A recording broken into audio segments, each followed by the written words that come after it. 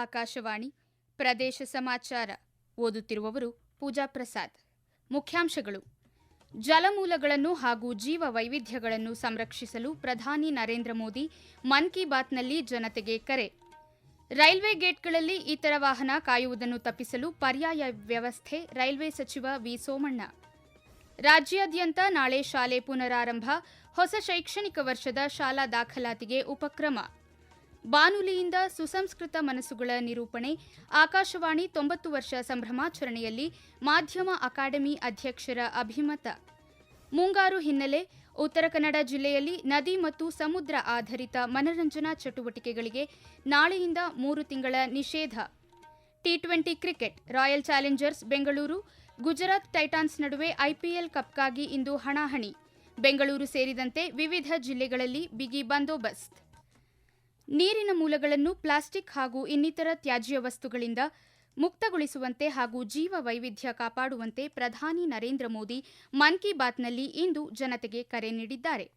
ಭಾರತೀಯರಲ್ಲಿ ಖಗೋಳ ವಿಜ್ಞಾನದ ಬಗ್ಗೆ ಇರುವ ವಿಶೇಷ ಆಕರ್ಷಣೆಯನ್ನು ಪ್ರಸ್ತಾಪಿಸಿರುವ ಪ್ರಧಾನಿಯವರು, ಬೆಂಗಳೂರು ಆಸ್ಟ್ರಾನಮಿಕಲ್ ಸೊಸೈಟಿ ಗ್ರಾಮೀಣ ಪ್ರದೇಶಗಳಲ್ಲಿ ಖಗೋಳಶಾಸ್ತ್ರವನ್ನು ಜನಪ್ರಿಯಗೊಳಿಸುವ ಅಭಿಯಾನ ಆರಂಭಿಸಿದೆ. ಇಲ್ಲಿ ವೀಕ್ಷಣಾ ಕಾರ್ಯಕ್ರಮಗಳನ್ನು ಆಯೋಜಿಸಲಾಗುತ್ತದೆ. ಖಗೋಳ್ ಮಂಡಲ್ ತಂಡ 30 ಗಂಟೆಗಳ ಅವಧಿಯ ಒಂದು ದೊಡ್ಡ ನಾವೀನ್ಯತಾ ಕಾರ್ಯಕ್ರಮವನ್ನು ಆರಂಭಿಸಿದೆ ಎಂದು ಮನದಾಳದ ಮಾತಿನಲ್ಲಿ ತಿಳಿಸಿದ್ದಾರೆ. ರೈಲ್ವೆ ಗೇಟ್ಗಳಲ್ಲಿ ರಸ್ತೆ ವಾಹನ ಪ್ರಯಾಣಿಕರು ಕಾಯುವುದನ್ನು ತಪ್ಪಿಸಲು ಪರ್ಯಾಯ ವ್ಯವಸ್ಥೆ ಕಲ್ಪಿಸಲಾಗುತ್ತಿದೆ ಎಂದು ರೈಲ್ವೆ ಖಾತೆ ರಾಜ್ಯ ಸಚಿವ ವಿ. ಸೋಮಣ್ಣ ಹೇಳಿದ್ದಾರೆ. ಅವರು ಚಿಕ್ಕಮಗಳೂರು ಜಿಲ್ಲೆಯ ಅಜ್ಜಂಪುರ ಪಟ್ಟಣದಲ್ಲಿ ಅಜ್ಜಂಪುರ-ನಾಗವಂಗಲ ರಸ್ತೆ ರೈಲ್ವೆ ರಸ್ತೆ ಮೇಲ್ಸೇತುವೆ ಹಾಗೂ ಬೀರೂರು ಪಟ್ಟಣದಲ್ಲಿ ರೈಲ್ವೆ ಕೆಳಸೇತುವೆ ನಿರ್ಮಾಣದ ನೂತನ ಕಾಮಗಾರಿಗೆ ಶಿಲಾನ್ಯಾಸ ನೆರವೇರಿಸಿ ಮಾತನಾಡಿದರು. ದೇಶದಲ್ಲಿ ರೈಲ್ವೆ ಎಲ್ಸಿ ಗೇಟ್ಗಳನ್ನು ತೆರವು ಮಾಡಿ ಮೇಲ್ಸೇತುವೆ, ಕೆಳಸೇತುವೆ ನಿರ್ಮಿಸುವ ಕಾರ್ಯ ಮಾಡಲಾಗುತ್ತಿದೆ. ಈ ರೀತಿ ಗೇಟ್ಗಳ ಬದಲು ಸೇತುವೆಗಳನ್ನು ಮಾಡುವುದರಿಂದ ವಾಹನ ಸವಾರರು ರೈಲ್ವೆ ಗೇಟುಗಳಲ್ಲಿ ಕಾಯುವುದು ತಪ್ಪುತ್ತದೆ ಎಂದ ಅವರು, ಈಗಾಗಲೇ 707 ಕಾಮಗಾರಿ ಪೂರ್ಣಗೊಳಿಸಲಾಗಿದ್ದು, ಪ್ರಸ್ತುತ 400ಕ್ಕೂ ಹೆಚ್ಚು ರೈಲ್ವೆ ಸೇತುವೆ ಕಾಮಗಾರಿಗಳು ನಡೆಯುತ್ತಿವೆ ಎಂದರು. ದೇಶದ 60ಕ್ಕೂ ಹೆಚ್ಚು ರೈಲು ನಿಲ್ದಾಣಗಳನ್ನು ಉನ್ನತೀಕರಣ ಮಾಡಲಾಗುತ್ತಿದ್ದು, ಚಿಕ್ಕಮಗಳೂರು ರೈಲ್ವೆ ನಿಲ್ದಾಣವನ್ನು 22 ಕೋಟಿ ರೂಪಾಯಿ ವೆಚ್ಚದಲ್ಲಿ ಮೇಲ್ದರ್ಜೆಗೆ ಏರಿಸಲಾಗುತ್ತಿದೆ ಎಂದು ತಿಳಿಸಿದರು. ಕಾರ್ಯಕ್ರಮದಲ್ಲಿ ಸಂಸದ ಕೋಟಾ ಶ್ರೀನಿವಾಸ ಪೂಜಾರಿ, ಶಾಸಕರು, ಗಣ್ಯರು ಉಪಸ್ಥಿತರಿದ್ದರು. ರಾಜ್ಯಾದ್ಯಂತ ನಾಳೆ ವಿದ್ಯುಕ್ತವಾಗಿ ಶಾಲೆಗಳು ಪುನರಾರಂಭಗೊಳ್ಳಲಿದ್ದು, ಹೊಸ ಶೈಕ್ಷಣಿಕ ವರ್ಷದಲ್ಲಿ ಮಕ್ಕಳ ಶಾಲಾ ದಾಖಲಾತಿಗಾಗಿ ವಿವಿಧ ಕಾರ್ಯಕ್ರಮ ಹಮ್ಮಿಕೊಳ್ಳಲಾಗಿದೆ.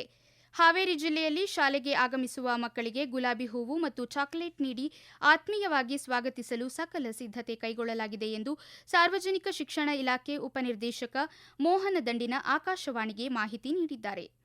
ಜಿಲ್ಲೆಯಲ್ಲಿ ಒಟ್ಟು 1120 ಪ್ರಾಥಮಿಕ ಹಾಗೂ 163 ಪ್ರೌಢಶಾಲೆಗಳಿದ್ದು, ಈಗಾಗಲೇ ಶಾಲೆಗಳ ಪ್ರಾಂಗಣ ಸ್ವಚ್ಛಗೊಳಿಸಲಾಗಿದ್ದು, ಸಿಂಗಾರಗೊಳಿಸಲಾಗಿದೆ. ಪ್ರವೇಶ ದಾಖಲಾತಿ ಪ್ರಕ್ರಿಯೆ ಜೂನ್ ಪೂರ್ತಿ ನಿರಂತರವಾಗಿ ನಡೆಯಲಿದೆ. ಜೊತೆಗೆ ಶಿಕ್ಷಕರು ಮನೆ ಮನೆಗೆ ತೆರಳಿ ಮಕ್ಕಳನ್ನು ಶಾಲೆಗೆ ದಾಖಲಿಸುವಂತೆ ಪಾಲಕರ ಮನವೊಲಿಸಲಿದ್ದಾರೆ ಎಂದರು.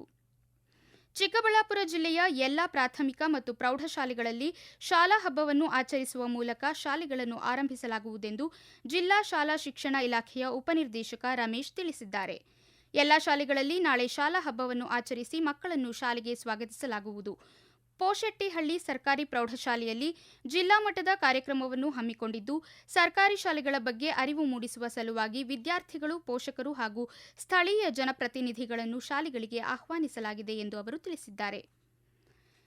ಬಾನುಲಿ ಒಂದು ಆಪ್ತ ಮಾಧ್ಯಮವಾಗಿದ್ದು, ಅದು ನಿರಂತರವಾಗಿ ಸುಸಂಸ್ಕೃತ ಮನಸ್ಸುಗಳನ್ನು ರೂಪಿಸಿದೆ ಎಂದು ಮಾಧ್ಯಮ ಅಕಾಡೆಮಿ ಅಧ್ಯಕ್ಷೆ ಆಯೇಷಾ ಖಾನಂ ಹೇಳಿದ್ದಾರೆ.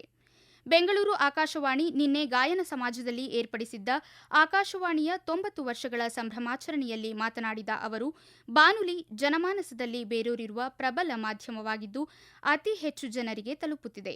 ಆಕಾಶವಾಣಿಯಲ್ಲಿ ಮನಸ್ಸನ್ನು ಅರಳಿಸುವ ಕಾರ್ಯಕ್ರಮಗಳು ಪ್ರಸಾರವಾಗುವುದರಿಂದ ಈ ಮಾಧ್ಯಮ ಹೆಚ್ಚಿನ ಮಹತ್ವ ಪಡೆದುಕೊಂಡಿದೆ. ಅದರಲ್ಲೂ ಪ್ರಧಾನಮಂತ್ರಿಗಳ ಮನ್ ಕಿ ಬಾತ್ ಕಾರ್ಯಕ್ರಮದಿಂದ ಇದರ ವ್ಯಾಪ್ತಿ ಮತ್ತಷ್ಟು ಹೆಚ್ಚಾಯಿತು ಎಂದು ಹೇಳಿದರು. ಉದ್ಘಾಟನಾ ಸಮಾರಂಭದಲ್ಲಿ ಬೆಂಗಳೂರು ಗಾಯನ ಸಮಾಜದ ಅಧ್ಯಕ್ಷ ಡಾಕ್ಟರ್ ಪ್ರಸಾದ್, ಬೆಂಗಳೂರು ಆಕಾಶವಾಣಿಯ ಉಪಮಹಾನಿರ್ದೇಶಕ ಸಂಜೀವ್, ಕಾರ್ಯಕ್ರಮ ವಿಭಾಗದ ಮುಖ್ಯಸ್ಥ ಡಾಕ್ಟರ್ ಎಎಸ್ ಶಂಕರನಾರಾಯಣ ಪಾಲ್ಗೊಂಡಿದ್ದರು. ಸಾರಸ್ವತ ಸಿಂಚನ ಗೋಷ್ಠಿಯಲ್ಲಿ ಡಾಕ್ಟರ್ ಬಸವರಾಜ ಸಾದರ ಆಕಾಶವಾಣಿ ಸಾಹಿತ್ಯ ಕುರಿತು, ಡಾಕ್ಟರ್ ಎನ್ ರಘು ಆಕಾಶವಾಣಿ ಸಂಗೀತದ ಬಗ್ಗೆ ಹಾಗೂ ಡಾಕ್ಟರ್ ಎಂಎಸ್ ವಿದ್ಯಾ ಆಕಾಶವಾಣಿ ನಾಟಕಗಳ ಕುರಿತು ಮಾತನಾಡಿದರು. ಪ್ರದೇಶ ಸಮಾಚಾರ ಕೇಳುತ್ತಿದ್ದೀರಿ. ನಮ್ಮ ಎಲ್ಲಾ ರಾಷ್ಟ್ರೀಯ ವಾರ್ತೆಗಳು ಹಾಗೂ ಪ್ರದೇಶ ಸಮಾಚಾರ ಈಗ ಆಕಾಶವಾಣಿ ನ್ಯೂಸ್ ಕನ್ನಡ ಯೂಟ್ಯೂಬ್ ಚಾನೆಲ್ನಲ್ಲಿ ಲಭ್ಯ. ನಮ್ಮ ಎಕ್ಸ್ ಖಾತೆ ಮತ್ತು ಇನ್ಸ್ಟಾಗ್ರಾಂ ಖಾತೆ ಆಕಾಶವಾಣಿ ನ್ಯೂಸ್ ಕನ್ನಡ. ಹೆಚ್ಚಿನ ಮಾಹಿತಿಗಾಗಿ ನಮ್ಮ ಫೇಸ್ಬುಕ್ ಖಾತೆ AIR ಕನ್ನಡ ನ್ಯೂಸ್ ಅನುಸರಿಸಿ. ಮಾಹಿತಿಯ ಹೂರಣ ವಾರದ ಕಾರ್ಯಕ್ರಮ ಪ್ರಚಲಿತ ವಿದ್ಯಮಾನ ಪ್ರತಿ ಬುಧವಾರ 9:15ಕ್ಕೆ. ಮುಂಗಾರು ಹಂಗಾಮಿನಲ್ಲಿ ಸಾರ್ವಜನಿಕರ ಸುರಕ್ಷತೆಯ ದೃಷ್ಟಿಯಿಂದ ಉತ್ತರ ಕನ್ನಡ ಜಿಲ್ಲೆಯಲ್ಲಿ ನದಿ, ಹಿನ್ನೀರು ಹಾಗೂ ಸಮುದ್ರ ಆಧಾರಿತ ಸಾಹಸ ಮತ್ತು ಮನರಂಜನಾ ಚಟುವಟಿಕೆಗಳನ್ನು ನಾಳೆಯಿಂದ ಆಗಸ್ಟ್ 31ರವರೆಗೆ ಸಂಪೂರ್ಣ ನಿಷೇಧಿಸಲಾಗಿದೆ. ಈ ಬಗ್ಗೆ ಜಿಲ್ಲಾಧಿಕಾರಿ ಹಾಗೂ ಜಿಲ್ಲಾ ವಿಪತ್ತು ನಿರ್ವಹಣಾ ಪ್ರಾಧಿಕಾರದ ಅಧ್ಯಕ್ಷೆ ಲಕ್ಷ್ಮೀಪ್ರಿಯಾ ಕೆ ಆದೇಶ ಹೊರಡಿಸಿದ್ದಾರೆ. ಮುಂಗಾರು ಅವಧಿಯಲ್ಲಿ ಭಾರೀ ಮಳೆ, ನದಿಗಳಲ್ಲಿ ನೀರಿನ ಹರಿವು ಹೆಚ್ಚಳ, ಆಕಸ್ಮಿಕ ಪ್ರವಾಹ, ಸಮುದ್ರದ ಅಲೆಗಳ ಅಬ್ಬರ, ಬಲವಾದ ಗಾಳಿ ಸೇರಿದಂತೆ ವಿವಿಧ ಹವಾಮಾನ ಸಂಬಂಧಿತ ಅಪಾಯಗಳು ಉಂಟಾಗುವ ಸಾಧ್ಯತೆ ಇರುವುದರಿಂದ ಈ ಕ್ರಮ ಕೈಗೊಳ್ಳಲಾಗಿದೆ ಎಂದು ಅವರು ತಿಳಿಸಿದ್ದಾರೆ. ಆದೇಶದ ಪ್ರಕಾರ ಜಿಲ್ಲೆಯ ನದಿಗಳು, ಜಲಾಶಯಗಳು, ಹಿನ್ನೀರು ಪ್ರದೇಶಗಳು ಹಾಗೂ ಇತರ ಒಳನಾಡು ಜಲಮೂಲಗಳಲ್ಲಿ ವಿವಿಧ ಜಲಕ್ರೀಡೆಗಳು, ಸ್ಕೂಬಾ ಡೈವಿಂಗ್ ಹಾಗೂ ಇತರೆ ನೀರೊಳಗಿನ ಮನರಂಜನಾ ಚಟುವಟಿಕೆಗಳಿಗೆ ನಿಷೇಧ ವಿಧಿಸಲಾಗಿದೆ.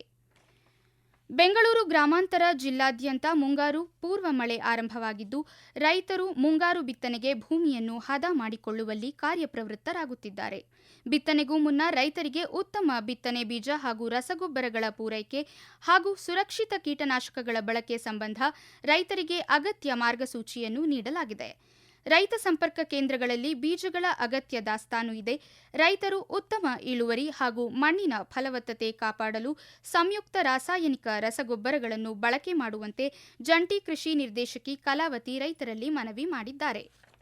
ಅಹಮದಾಬಾದ್ನ ನರೇಂದ್ರ ಮೋದಿ ಕ್ರಿಕೆಟ್ ಕ್ರೀಡಾಂಗಣದಲ್ಲಿ ಇಂದು ನಡೆಯಲಿರುವ ಐಪಿಎಲ್ ಟಿ20 ಕ್ರಿಕೆಟ್ ಪಂದ್ಯಾವಳಿಯ ಫೈನಲ್ ಪಂದ್ಯದಲ್ಲಿ ರಾಯಲ್ ಚಾಲೆಂಜರ್ಸ್ ಬೆಂಗಳೂರು ಮತ್ತು ಗುಜರಾತ್ ಟೈಟನ್ಸ್ ಮುಖಾಮುಖಿಯಾಗಲಿವೆ. ಪಂದ್ಯ ರಾತ್ರಿ 7:30ಕ್ಕೆ ಆರಂಭವಾಗಲಿದೆ. ಕಳೆದ ಬಾರಿಯ ಚಾಂಪಿಯನ್ ಆಗಿರುವ ರಾಯಲ್ ಚಾಲೆಂಜರ್ಸ್ ಬೆಂಗಳೂರು ಆರ್ಸಿಬಿ ಈ ಬಾರಿಯೂ ಕಪ್ ಗೆಲ್ಲುವ ತವಕದಲ್ಲಿದೆ. ರಜತ್ ಪಾಟೀದಾರ್ ನೇತೃತ್ವದ ಆರ್ಸಿಬಿ ತಂಡ ಮೊದಲನೇ ಕ್ವಾಲಿಫೈಯರ್ ಪಂದ್ಯದಲ್ಲಿ ಗುಜರಾತ್ ಟೈಟಾನ್ಸ್ ಅನ್ನು ಸೋಲಿಸಿ ಫೈನಲ್ ಪ್ರವೇಶಿಸಿದೆ. ಗುಜರಾತ್ ಟೈಟಾನ್ಸ್ ಎರಡನೇ ಎಲಿಮಿನೇಟರ್ ಪಂದ್ಯದಲ್ಲಿ ರಾಜಸ್ಥಾನ್ ರಾಯಲ್ಸ್ ತಂಡವನ್ನು ಸೋಲಿಸಿ ಎರಡನೇ ಅವಕಾಶದಲ್ಲಿ ಫೈನಲ್ ಪ್ರವೇಶಿಸಿದೆ. ಟೂರ್ನಿಯಲ್ಲಿ ಸತತವಾಗಿ ಎರಡನೇ ಬಾರಿ ಫೈನಲ್ಸ್ ಪಂದ್ಯದಲ್ಲಿ ಆಡುತ್ತಿರುವ ರಾಯಲ್ ಚಾಲೆಂಜರ್ಸ್ ಬೆಂಗಳೂರು ತಂಡಕ್ಕೆ ನಿಯೋಜಿತ ಮುಖ್ಯಮಂತ್ರಿ ಡಿಕೆ ಶಿವಕುಮಾರ್ ಶುಭ ಹಾರೈಸಿದ್ದಾರೆ. ಇಂದು ನಡೆಯಲಿರುವ ಐಪಿಎಲ್ ಫೈನಲ್ ಪಂದ್ಯದ ಹಿನ್ನೆಲೆಯಲ್ಲಿ ಬೆಂಗಳೂರು ಸೇರಿದಂತೆ ವಿವಿಧ ಜಿಲ್ಲೆಗಳಲ್ಲಿ ಯಾವುದೇ ರೀತಿಯ ಸಾರ್ವಜನಿಕ ಸಂಭ್ರಮಾಚರಣೆ ನಿಷೇಧಿಸಲಾಗಿದ್ದು, ವ್ಯಾಪಕ ಬಂದೋಬಸ್ತ್ ಕೈಗೊಳ್ಳಲಾಗಿದೆ. ಇನ್ನು ಹವಾವರ್ತಮಾನ. ದಕ್ಷಿಣ ಒಳನಾಡಿನ ಹಲವು ಸ್ಥಳಗಳಲ್ಲಿ ಹಾಗೂ ಕರಾವಳಿ ಮತ್ತು ಉತ್ತರ ಒಳನಾಡಿನ ಒಂದೆರಡು ಸ್ಥಳಗಳಲ್ಲಿ ಮಳೆಯಾಗಿದೆ. ಬೆಳ್ತಂಗಡಿ, ನಾಗಮಂಗಲ ತಲಾ 6, ಕೊಟ್ಟಿಗೆಹಾರ, ತಿಪಟೂರು ತಲಾ 5 ಸೆಂಟಿಮೀಟರ್ ಮಳೆಯಾಗಿದೆ. ರಾಜ್ಯದ ಗರಿಷ್ಠ ತಾಪಮಾನ 40.6 ಡಿಗ್ರಿ ಸೆಲ್ಸಿಯಸ್ ಬೀದರ್ನಲ್ಲಿ ದಾಖಲಾಗಿದೆ. ಇದೀಗ ಸಂಕ್ಷಿಪ್ತ ಸುದ್ದಿಗಳು. ಪ್ರಧಾನಮಂತ್ರಿ ನರೇಂದ್ರ ಮೋದಿಯವರು ಮನ್ ಕಿ ಬಾತ್ ಕಾರ್ಯಕ್ರಮದ 134ನೇ ಸಂಚಿಕೆಯಲ್ಲಿ ನೀಡಿದ ಸಮಾಜಮುಖಿ ಚಿಂತನೆಗಳು ಹಾಗೂ ರಾಷ್ಟ್ರಭಕ್ತಿಯ ಸಂದೇಶಗಳು ಪ್ರತಿಯೊಬ್ಬರಿಗೂ ಪ್ರೇರಣಾದಾಯಕವಾಗಿದೆ ಎಂದು ಸಂಸದ ಡಾಕ್ಟರ್ ಸಿಎನ್ ಮಂಜುನಾಥ್ ರಾಮನಗರದಲ್ಲಿ ಇಂದು ಹೇಳಿದ್ದಾರೆ. ಚಿಕ್ಕಬಳ್ಳಾಪುರ ಜಿಲ್ಲೆ ಬಾಗೇಪಲ್ಲಿ ಪಟ್ಟಣ ಹೊರವಲಯದ ರಾಷ್ಟ್ರೀಯ ಹೆದ್ದಾರಿ 44ರಲ್ಲಿ ಇಂದು ಸಂಭವಿಸಿದ ರಸ್ತೆ ಅಪಘಾತದಲ್ಲಿ 6 ಕಾರ್ಮಿಕರು ಮೃತಪಟ್ಟಿದ್ದಾರೆ. ಕೊನೆಯಲ್ಲಿ ಮತ್ತೊಮ್ಮೆ ಮುಖ್ಯಾಂಶಗಳು. ಜಲಮೂಲಗಳನ್ನು ಹಾಗೂ ಜೀವ ವೈವಿಧ್ಯಗಳನ್ನು ಸಂರಕ್ಷಿಸಲು ಪ್ರಧಾನಿ ನರೇಂದ್ರ ಮೋದಿ ಮನ್ ಕಿ ಬಾತ್ನಲ್ಲಿ ಜನತೆಗೆ ಕರೆ. ರೈಲ್ವೆ ಗೇಟ್ಗಳಲ್ಲಿ ಇತರ ವಾಹನ ಕಾಯುವುದನ್ನು ತಪ್ಪಿಸಲು ಪರ್ಯಾಯ ವ್ಯವಸ್ಥೆ, ರೈಲ್ವೆ ಸಚಿವ ವಿ ಸೋಮಣ್ಣ. ರಾಜ್ಯಾದ್ಯಂತ ನಾಳೆ ಶಾಲೆ ಪುನರಾರಂಭ, ಹೊಸ ಶೈಕ್ಷಣಿಕ ವರ್ಷದ ಶಾಲಾ ದಾಖಲಾತಿಗೆ ಉಪಕ್ರಮ. ಬಾನುಲಿಯಿಂದ ಸುಸಂಸ್ಕೃತ ಮನಸ್ಸುಗಳ ನಿರೂಪಣೆ, ಆಕಾಶವಾಣಿ 90 ವರ್ಷ ಸಂಭ್ರಮಾಚರಣೆಯಲ್ಲಿ ಮಾಧ್ಯಮ ಅಕಾಡೆಮಿ ಅಧ್ಯಕ್ಷರ ಅಭಿಮತ. ಮುಂಗಾರು ಹಿನ್ನೆಲೆ ಉತ್ತರ ಕನ್ನಡ ಜಿಲ್ಲೆಯಲ್ಲಿ ನದಿ ಮತ್ತು ಸಮುದ್ರ ಆಧಾರಿತ ಮನರಂಜನಾ ಚಟುವಟಿಕೆಗಳಿಗೆ ನಾಳೆಯಿಂದ 3 ತಿಂಗಳ ನಿಷೇಧ. T20 cricket royal Challengers Bengaluru Gujarat Titans ನಡುವೆ ಐಪಿಎಲ್ ಕಪ್ಗಾಗಿ ಇಂದು ಅಹಮದಾಬಾದ್ನಲ್ಲಿ ಹಣಾಹಣಿ. ಬೆಂಗಳೂರು ಸೇರಿದಂತೆ ವಿವಿಧ ಜಿಲ್ಲೆಗಳಲ್ಲಿ ಬಿಗಿ ಬಂದೋಬಸ್ತ್. ಇಲ್ಲಿಗೆ ಪ್ರದೇಶ ಸಮಾಚಾರ ಮುಗಿಯಿತು. ನಮ್ಮ ಮುಂದಿನ ವಾರ್ತಾ ಪ್ರಸಾರ ಈ ರಾತ್ರಿ 7:35 ನಿಮಿಷಕ್ಕೆ.